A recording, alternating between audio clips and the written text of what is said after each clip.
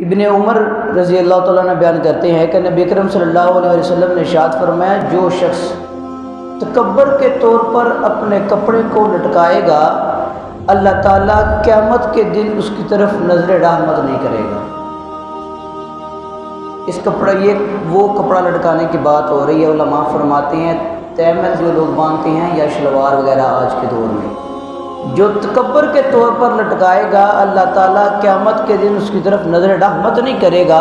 और फिर फरमाया कि हज़रत अबू बकर सिद्दीक़ रज़ी अल्लाह अन्हु ने अर्ज़ की, या सय्यदी या रसूल अल्लाह, मेरा तैमत जो है वो लटक जाता है। तो रसूलुल्लाह सल्लल्लाहु अलैहि वसल्लम ने फरमाया कि ऐ सिद्दीक़, तुम उन लोगों में से नहीं जो तकब्बर करके नीचे लटकाते हैं। और हज़रत अबू ज़र बयान फरमाते हैं, नबी करीम सल्लल्लाहु अलैहि वसल्लम का फरमान नकल करते हैं कि नबी अकरम ने फरमाया, 3 लोग ऐसे हैं अल्लाह ताला क़यामत के दिन उनके साथ कलाम ही नहीं करेगा। फरमाया कि अल्लाह उनसे कलाम ही नहीं करेगा। अल्लाह के कलाम से कौन लोग महरूम हो सकते हैं? कि उनसे बड़ा कोई महरूम बंदा ही नहीं जो अल्लाह के कलाम से महरूम हो जाए।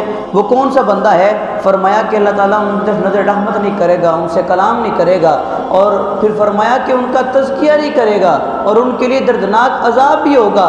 हज़रत अबू ज़र ने अर्ज़ की, ये तो बड़े बदकिस्मत लोग हैं, ये कौन लोग हैं या रसूलल्लाह, आप बताएं ये कौन लोग हैं जिनके साथ ये मामला किया जाएगा? तो रसूलुल्लाह सल्लल्लाहु अलैहि वसल्लम ने जवाब दिया कि तकब्बर के तौर पर कपड़ा लटकाने वाला, पहला बंदा ही वो जो तकब्बर के तौर पर कपड़ा लटकाता है, और दूसरा बंदा एहसान करके जताने वाला। बाद लोगों की ना आदत होती है एहसान करके जताने लग पड़ते हैं। फरमाया कि जब जो शख्स एहसान करके जताता है, अल्लाह ताला उससे कलाम भी नहीं करेगा, उसका तज़किया भी नहीं करेगा, उसके लिए दर्दनाक अज़ाब रखा है। और तीसरा बंदा वो फरमाया कि झूठी कसम उठाकर माल फ़रोख्त करने वाला। आजकल ये वाली बीमारी जो है ना हमारी बड़ी आम है, झूठी कस्में उठाकर जो है हम माल फ़रोख्त कर देते हैं। फरमाया कि ऐसे शख्स से अल्लाह ताला क़यामत के दिन कलाम ही नहीं करेगा, वो शख्स अल्लाह के कलाम से महरूम हो जाएगा। और फिर हज़रत अबू हुरैरा बयान फरमाते हैं, एक मरतबा एक शख्स नमाज अदा कर रहा था। अब वो बात आ गई हमारी, एक शख्स नमाज अदा कर रहा था, उसने अपना तैमत जो है वो लटकाया हुआ था, यानी उसका तैमत जो है टखनों से नीचे गया हुआ था, लटका हुआ था तैमत ज़्यादा उसका। तो नबी अकरम सल्लल्लाहु अलैहि वसल्लम ने इरशाद, ये सारी अहादीस हैं, मैं अरबी इबारत नहीं पढ़ रहा क्योंकि टाइम थोड़ा होता है। नबी अकरम सल्लल्लाहु अलैहि वसल्लम ने इरशाद फरमाया कि जाओ और वज़ू कर कर आओ। अब वो शख्स गया, वज़ू करके आ गया। उसको लगा शायद मेरे अंदर कोई गलती है या मेरा वज़ू सही नहीं हुआ, क्योंकि रसूलुल्लाह इनको हर चीज़ का इल्म होता है अल्लाह के इज़्न से। रसूलुल्लाह ने फरमाया जाओ वज़ू करके आओ। वो शख्स गया, वज़ू करके आया, उसने फिर नमाज शुरू की। वो फिर आया तो रसूलुल्लाह ने फरमाया कि जाओ वज़ू करो। दोबारा उसको हुक्म दे दिया। दूसरे शख्स ने आपकी खिदमत में अर्ज़ की, या रसूल अल्लाह, आपने पहले भी वज़ू का कहा था, वज़ू कर कर आया है, आपने फिर उसे कह दिया वज़ू करके आओ, ये मामला क्या है? तो फिर आप जो है नबी करीम सल्लल्लाहु अलैहि वसल्लम खामोश भी रहे। तो जब उस शख्स ने सवाल करने वाले ने पूछा तो नबी करीम सल्लल्लाहु अलैहि वसल्लम ने जवाब दिया कि ये शख्स जो है तहमत लटका कर नमाज अदा कर रहा था। इसका तहमत जो है, तब लोग तहमत वगैरह बांधा करते थे। फरमाया कि ये शख्स जो है लटका कर नमाज पढ़ रहा था और अल्लाह ताला ऐसे शख्स की नमाज कबूल नहीं करता।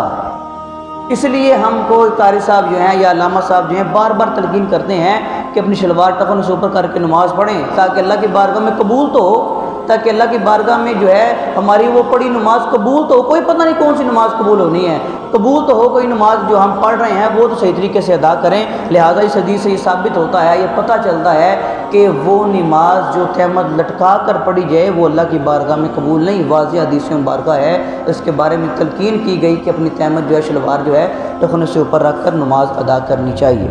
इसी तरह हज़रत अबू सईद खुदरी बयान करते हैं, नबी अकरम सल्लल्लाहु अलैहि वसल्लम ने फरमाया कि मुसलमान का तहमत, अब तहमत जो है शलवार कह लें, क्योंकि अब ज़्यादातर लोग शलवार पहनते हैं, तहमत बहुत कम बांधते हैं। इसकी मिकदार कितनी है, कितना इसको ऊपर करना है, कितना इसको हमने उठाना है, इसके बारे में आप फरमाते हैं कि मुसलमान का तहमत जो है उसकी निसफ पिंडली तक होता है। और फिर साथ ये भी फरमा दिया कि निसफ पिंडली से लेकर टखनों तक कोई अर्ज नहीं। यानी जुम्मे में अक्सर आप सुनते हैं कि अपनी शलवार टखनों से 4 खुली उंगल ऊपर करें, अक्सर जुम्मे में ये ऐलान होता है 4 खुली उंगल। वो 4 खुली उंगल जो है निसफ पिंडली तक चला जाता है।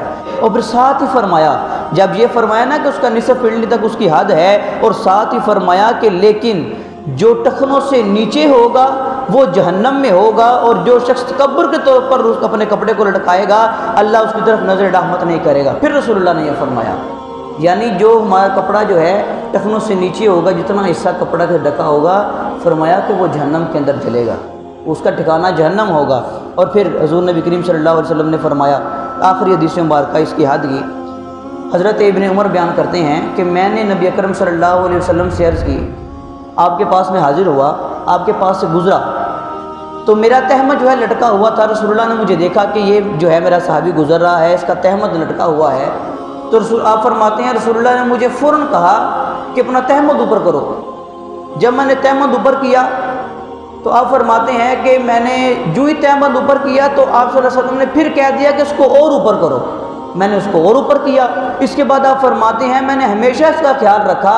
हाजरीन में से एक शख्स ने, जब आप ये हदीस सुना रहे थे ना सहाबा किराम को, तो एक शख्स ने कहा कि ऐसा, अच्छा आप ये बताएं आपने कितना उसको ऊपर किया था, ताकि हम भी अपनी ज़िंदगियों में उसको ले आएँ कि रसूलुल्लाह ने आपको बता दिया कि इतना ऊपर करना है। आप फरमाते हैं कि मैंने उसको निसफ पिंडली तक ऊपर किया था, इला अनसाफ़ि साक़ैन, यानी मैंने उसको निसफ पिंडली तक ऊपर किया था। अब इस इन हदीस से ये जो है ये बात हमें जो मिलती है वो ये है कि हमें नमाज के अंदर कम से कम नमाज के अंदर जो है इन चीज़ों का ध्यान रख कर नमाज अदा करनी चाहिए। लिहाजा हमें चाहिए कि हम इन हदीस पर अमल करें, ताकि क्योंकि बाज़ रवायात में ये आता है कि बाज़ नमाजियों की नमाज़ें लपेट कर मुँह पर मार दी जाएंगी। वो कौन सी नमाज़ें हैं? वो ऐसी नमाज़ें हैं जो अल्लाह और उसके रसूल की तालीमात से बाहर हैं, जो हमने सिर्फ ऊपर से जो है बंदे राज़ी करने के लिए जो है बस पता लगे हम नमाज़ पढ़ने के लिए मस्जिद में आए हैं, वो ऐसी नमाज़ें हैं। और वो कौन सी नमाज़ें हैं जिनके सदक़े बख्शिश मिली हैं? फरमाया वो नमाज़ें हैं जो खुशू खुजू के साथ इंसान पढ़ता है, अल्लाह और उसके रसूल की तालीमात पर अमल करके जो है नमाज अदा करता है। वो नमाज़ें हैं जो उसकी अल्लाह की बारगाह में कबूल होनी है। अल्लाह पाक की बारगाह में दुआ है कि हमें इसी तरह इन अहादीस पर अमल करके नमाज अदा करने की हिम्मत और तौफीक अता फरमाए।